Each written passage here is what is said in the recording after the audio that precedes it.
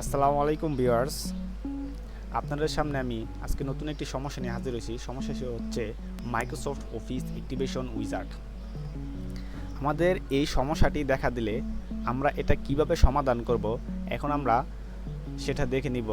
আপনারা যদি ধৈর্য সহকারে ভিডিওটা দেখেন এবং ভিডিও দেখানো অনুযায়ী কাজ করেন, আশা করি আপনাদের সমস্যাটি 100% সমাধান হবে।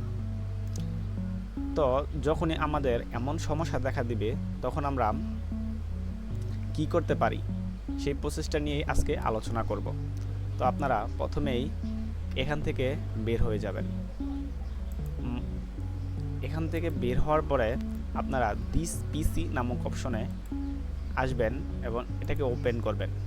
ওপেন করার পর আপনাদের যদি উইন্ডোজ 10 হয় তাহলে লোকাল ডিস্ক থাকবে, আর যদি উইন্ডোজ 11 হয় তখন আপনাদের এখানে উইন্ডোজ নামক অপশন থাকবে, তখন আপনারা এটা ওপেন করবেন। ওপেন করার পরে আপনারা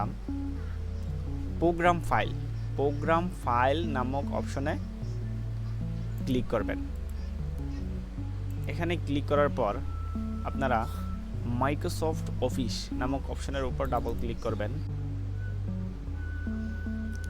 আপনারা তখন এই ওসফারিয়াম নামক যে অপশনটা, এই লোগোটা একটু ভালো করে দেখে নেবেন। এই অপশনটার উপরে আপনারা মাউসের রাইটে ক্লিক করবেন। ক্লিক করার পর রান অ্যাজ অ্যাডমিনিস্ট্রেটর এর উপরে মাউসের রাইট বাটনে ক্লিক করবেন।